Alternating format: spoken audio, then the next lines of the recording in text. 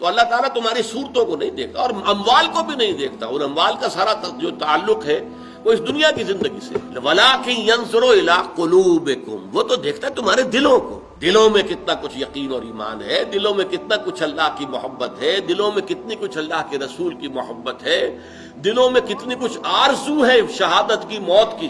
وہ تو تمہارے دلوں کو دیکھتا ہے اور تمہارے اعمال کو دیکھتا ہے، جس کی بنیاد پر اگر ایمان ہوگا تو پھر تمہارے اعمال تلیں گے. ایمان ہی نہیں ہوگا تو اعمال کا کوئی تول نہیں ہے، پھر اعمال کی پھر کوئی حیثیت ہی نہیں. ایمان نہیں ہے تو سیدھے جہنم میں. البتہ ایمان ہے تو اعمال تولے جائیں گے، نیکی کے اور بدی کے. ان میں اگر بدی کا پلڑا بھاری ہوا تو عارضی طور پر جہنم میں جانا ہوگا.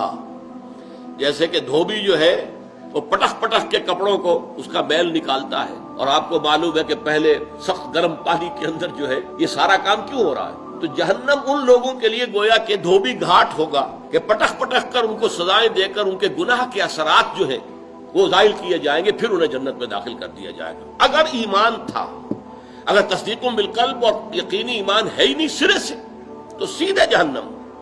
چاہے دنیا میں وہ مسلمانوں کا لیڈر شمار ہوتا ہو، بہت بڑا قائد شمار ہوتا، کچھ بھی ہو، چاہے وہ مفتی اعظم قرار پاتا ہو، لیکن نہیں، اگر ایمان نہیں ہے تو پھر سیدھا جہنم میں جائے گا.